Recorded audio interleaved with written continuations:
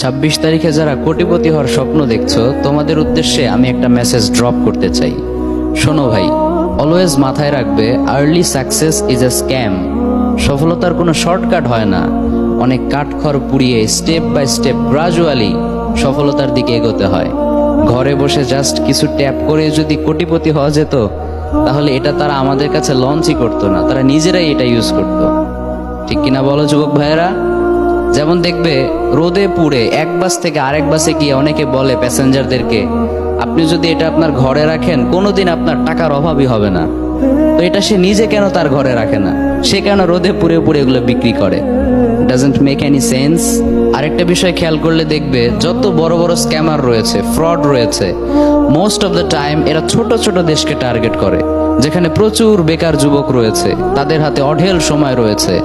এর ফলে তাদের সামনে যখন অ্যাট্রাকটিভ নতুন কিছু আসে, প্রপারলি চেক না করে তারা সেটা ট্রাই করে।